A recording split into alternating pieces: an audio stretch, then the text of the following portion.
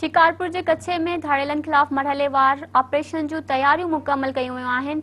SSP Shikarpur Tanveer तुनियो चयो आहे त धाड़ेल कच्चे में ही मौजूद आहिनि, उहे फरार न थिया आहिनि। शिकारपुर ज़िले में हाणे अमन कायम करायो वेंदो। शिकारपुर के कच्चे में मुग़वियुनि जी बाज़ियाबी लाइ कार्रवाई दौरान 2 पुलिस एहलकारनि ऐं फोटोग्राफर की शहादत बाद कच्चे में ग्रैंड ऑपरेशन जूं तैयारियूं कयूं वयूं आहिनि।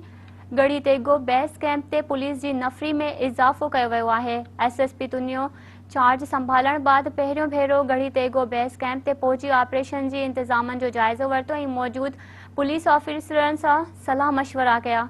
उन हवाले से एसएसपी शिकारपुर तनवीर तुनियो चयो आहे त धाड़ेलन खिलाफ ऑपरेशन लाइ नई हिकमत अमली जोड़ी वई आहे। मरहलेवार ऑपरेशन कयो वेंदो। जदीद बख्तरबंद गाड़ियों ऐं हथियार पहुची चुका आहिनि। एसएसपी शिकारपुर वधीक चयो त धाड़ेल झरू बंगलाणी वारी वीडियो पुराणी आहे। झरू बंगलाणी के पुलिस प्रोटोकॉल वारी वीडियो की जांच कराई पई वने। सिंध हुकूमत ऑपरेशन लाइ बजट समेत हर घुर्बल सहूलत की खातरी कराई आहे।